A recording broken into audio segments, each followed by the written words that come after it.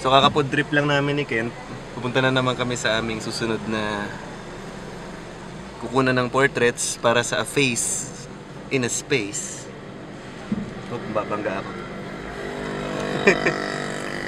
Diyan kami kumain. So ayan.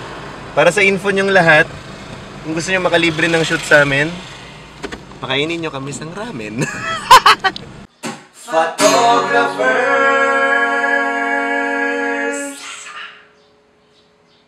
Hey, off na ba talaga yan? Hindi ko alam. May pin ba yun? Oo. Darating ba? So ngayon, ang ating volunteer, classmate ko siya nung high school, si Shane. Ganun pa rin, I'll be shooting portraits, pero this time, para sa mga starting photographers dyan, ang gagamitin ko pang shoot ay kit lens. Siya yung libreng lens eh. Siya yung free na lens. Well, depende sa body na binili mo. Minsan yung iba body lang binibili. Pero pag bumili ka ng brand new na camera, siya yung libreng lens kasama yung body ng camera mo. Huwag niyong isipin na porke kit lens lang, hindi pa kayo pwedeng kumuha ng professional, ng mga professional quality na shoot. Professional quality na photos. I was shooting weddings for 2 years gamit ang kit lens at ang isang strobe light. Isang flash, maliit na flash, nakasaksak dun sa kinakalawang kong light stand. Yun lang. Tapos payong. Yung payong ko that time, DIY pa. Hindi wala pa akong photography talagang legit na payong. Yung payong ko nun hindi legit. Legit na galing sa Daiso, Japan. 99 pesos. Sinira ko lang yung handle niya. Tapos, kinakabit ko dun sa stand ko. Yung puti naman siya. So, I was shooting light through. Nakaka-produce ako ng soft lights. So, I think somewhere ngayon dito lumalabas yung mga pictures ko noon. Yung mga kuha ko gamit yung kit lens na yan. Maniwala man kayo sa hindi, kit lens po yan, mga kaibigan. Ano lang naman ang hindi nyo ma-achieve sa kit lens? Well, isa sa mga bagay na baka mabitin kayo sa kit lens, pag gusto nyo ng bokeh. Ano yung bokeh? Bokeh yung tawag natin dun sa mga blurred na background. So, it's a Japanese word. Kuya mo, gabi, ano magagawa ng kit lens mo? Yung madilim, 5.6. Well, ngayon, I'm not shooting natural lights. I won't be using much of natural lights. So, number one tip ko sa mga hindi pa makabili ng mga mas mahal na lens, bumili kayong flash. Tulad nga nung sabi ko, 2.8 lang. 2.8 lang pinakamurang flash. Punta kayong Hidalgo, guys. Pinoy photographers out there, shoutout. Punta kayong Hidalgo. Shoutout rin sa mga members ng POP. Sorry, hindi ako masyado nakaka-post ng photos lately. Tapos GP photographers. Nikon Philippines, hello. Mga idol, mga masters dyan. Kung meron man kayo nakitang mali sa mga sinasabi ko, pakicorrect na lang.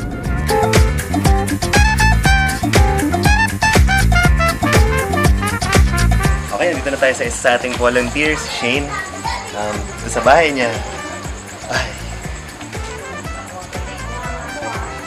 At ganun ulit, nalako ulit yung aking illustration board. Ngayon, alam nyo na kung para saan siya. Mic stand. Tara.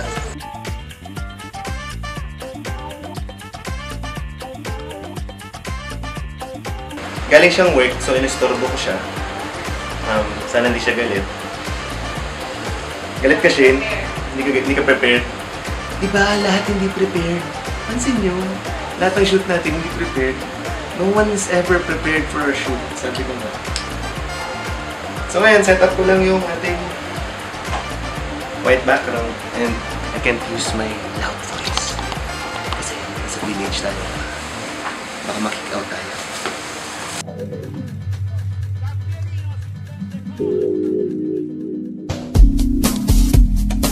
Two hours later. Tulad ng pangako ko, mag-shoot tayo gamit ang kit lens.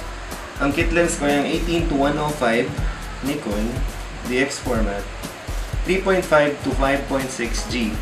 So guys, isa sa mga advice ko using kit lens, lagay nyo na lang siya sa 5.6.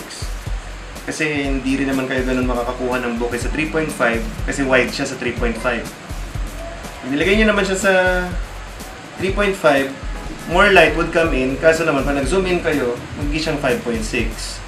So, ayoko na nag-iibang aperture. Pag ginagamit ko tong mga flash ko, masakit sa ulo. Again, aperture controls flash power. Aperture controls flash power. Slow-mo. Aperture controls flash power. Okay. Importante yun. Kasi, pag nilagay nyo siya sa 3.5, sure, mas maraming light, mas malakas yung light na mapasok sa kanya.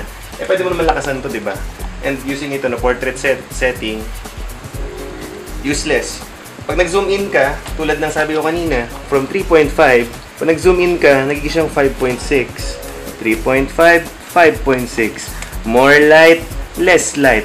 Masakit sa ulo, guys. May hihirapan lang kayo. So, shoot ko siya gamit itong strobe light ko. Tapos gamit itong kit lens ko dito sa aking D7000 na body. Before, ginagawa ko to gamit ko D5000. Promise, you'll get almost the same result. Actually, the same result at ISO 100. Nasa ISO 100 ako ngayon eh. White balance, taste nyo na yun. Okay, try natin. 5.6. Smile. Yes. Thank you, shit. Ayun, wala. One more. Yun. So, nagpunta sa standby yung flash ko, kakadaldal ko, ang tagal. Nag-standby siya, hindi siya sumabog. Shane, mag-ano ka? Lean ka konti forward. Papunta sa akin. Konti pa. Yan. Tapos yung face mo, harap mo lang dito sa chan kung mataba. Yung face mo. Yung eyes mo sa akin. Yan. So, parang you're looking up. Yan. Directing models. Again, please, hindi nyo sila kailangan hawakan. Pwede nyo naman sabihin yung mga bagay na yun, di ba? Nagawa naman niya, di ba? Sinasabi ko lang, di ba? Hindi ko kailangan, Ma'am, dito, Ma'am, yung necklace. Ay, what the? Guys. So, since minove ko siya, expect nyo na rin, namumove nyo gamit nyo. One more. Tingin ko sa atin, ma'am.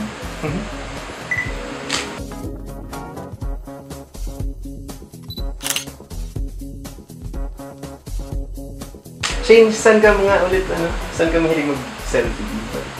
Dito? Hindi, I mean, sa anong side ng face mo? Ano ba? Dito ata. Diyan? Oo. Okay, importante yun. Kung saan sila mahilig mag-selfie, ibig sabihin, yun yung gusto nila. Yun yung gusto nilang side ng mukha nila. Harap mo yung body mo dito sa hands ko. Yan. Tapos tingin ka sa akin ng konti. Yan. Medyo dito mo yung face mo. Eyes mo sa akin. Yan. See? Galing! Masunuring bata. Hindi niya alam, minuto ko na lang siya. Joke lang.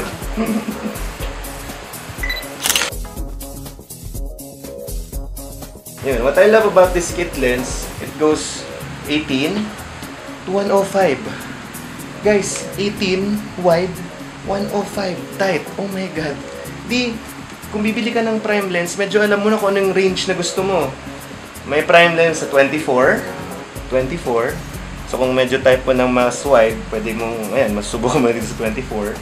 May 35, 50, may 70, pero I would think 85 around somewhere here, 85. Then may 105. So ngayon, yung range ng zoom mo, medyo nagigets mo na. Kaya magandang mag-aral sa kit lens. Nagigets mo na yung compression, kung ano. Guys, paki-google na lang. Hindi ko na-explain kung anong compression ng lens. Or sabi nga ni Kent, Tagalog ng compression, pagkaipit.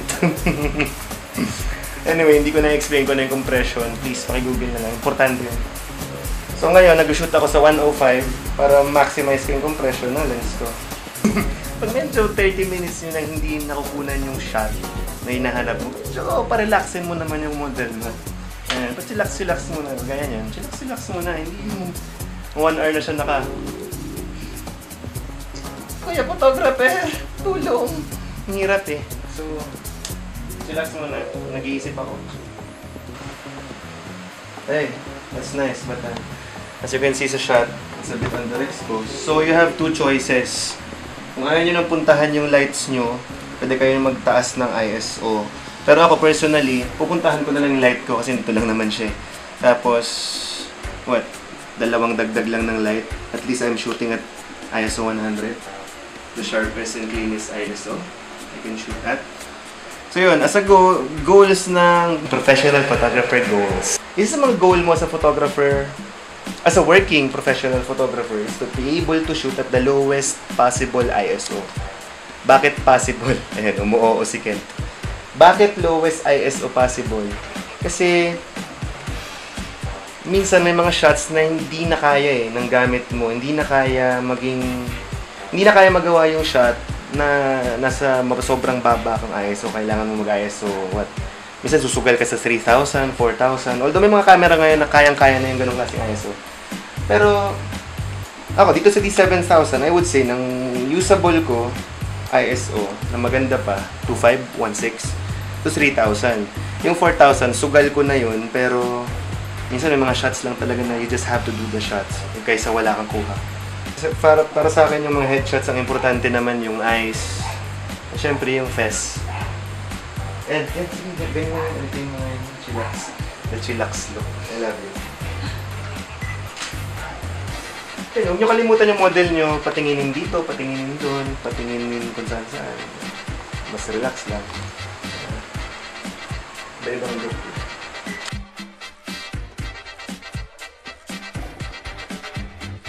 Kuya mo, nakala ko ba portrait? Ba't landscape yung shot mo? Bawal. Pop some fun. Yun, girls. Oh, sila. Ayan.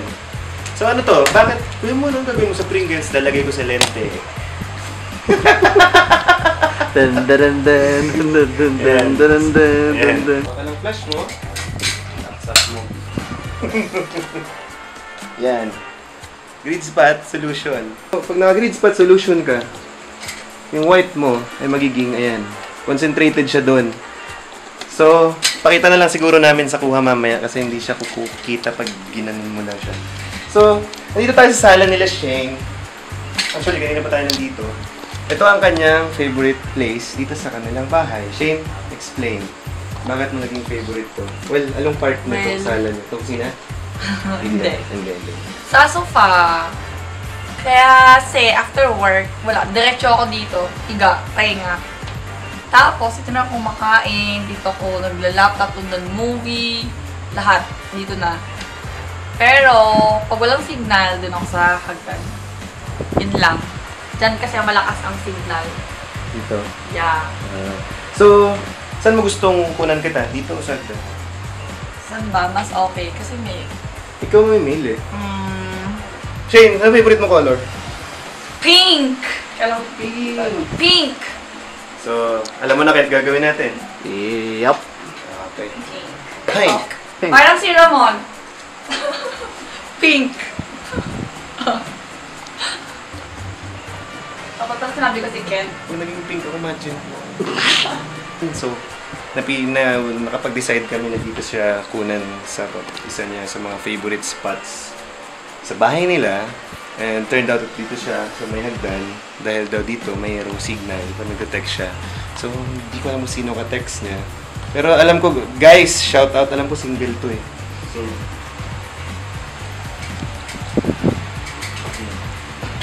So meron tayong, ang setup ko ngayon dito, meron tayo, dahil favorite color niya pink, sabi nga niya kanina.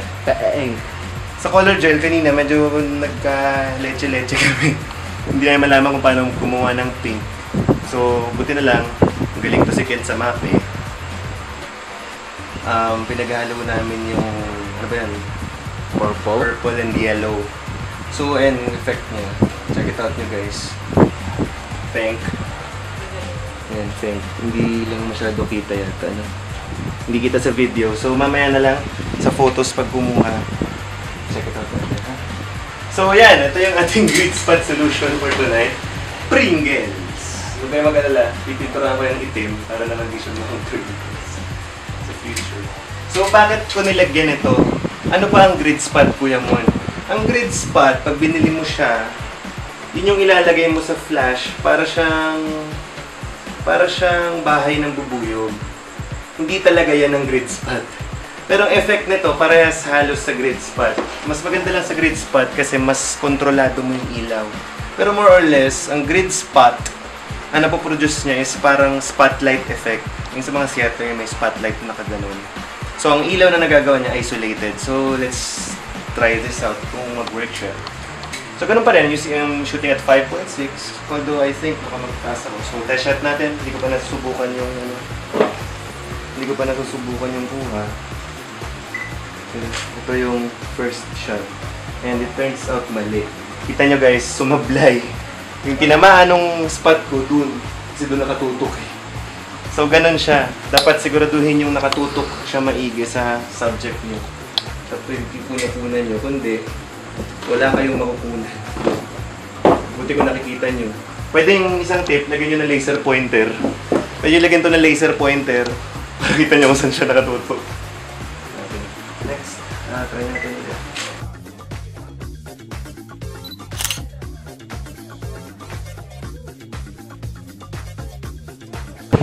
Shane, version 2.0. Natangin na natin may version 1, mas may version 2. Yan, nagpalit siya. So, rockers daw siya. Ayan. So, nakita nyo, nilipat ko rin yung aking grid spot solution. Pringles. Nilipat ko dun si Pringles para makatry lang ng ibang angle. Ibang shot. So hopefully, hindi ko naman si Pringles.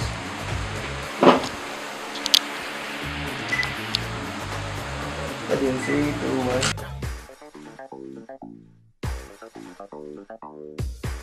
I'm using 3 lights. So guys, tour ko lang kayo sa light natin. Dito yung yellow na flash. Niran ko kay Kent. So yan ay yung 560, tama ba? Yup. 563. 560 Mark III. Ito yung rin, manual. Manual din yung kanina. It's in manual setting. And this one, all my lights are in manual setting. Itong Yongnuo natin, yan ang cheapest ng currently ng Yongnuo. Makakaroon ka niyan for 2.5. Then yung light natin na nasa taas, na may color gel na, ano ba nandyan? Violet and yellow, para mag-produce ng pink. Yan yung Godox. So tayo konti. Thank you.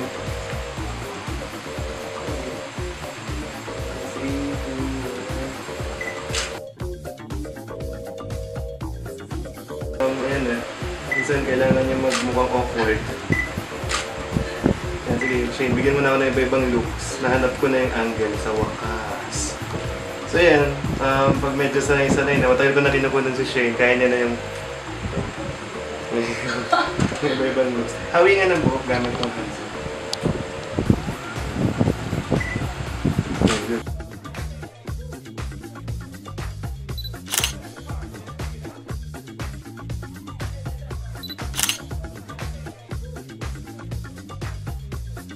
So, yun yung naging shoot natin kay Shane. So, maraming thank you kay Shane, nag-volunteer siya dito. And kay Kent, dahil napaka-patient na mag-video, tapos nagtulong. Kung nakita nyo lang yung kung saan pinag-suksok yung mga lights namin. And maraming thank you dahil kapitbahay, tapos sa atin ni Shane dahil actually may ingay ako. So, bye guys, thank you. Bye!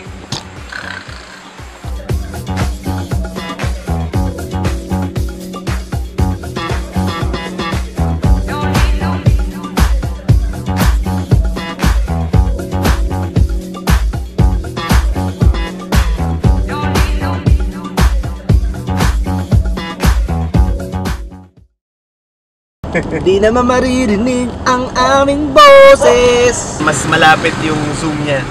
Kasi hanggang 105 yung zoom niya eh. Compare dun sa 50. Wait, stoplight. Pamanguli tayo. Focus na ako? Di ka kita dito eh. Guys, nag-accept akong donation sa Pringles. So, guys, I'd like you to meet Shane. Kent, meron dumi yung lens. Ayan. Meron pa, hindi natanggal. Ayan. Hindi naman nakita chan ko, no? Kuya Mon, sinungaling ka naman eh. Kuya Mon, sinungaling ka. May isa ka pang flash sa likod. Sabi mo, one light. Kung feeling nyo, hindi nahalata ng model nyo yung kamanyakan nyo. Naku.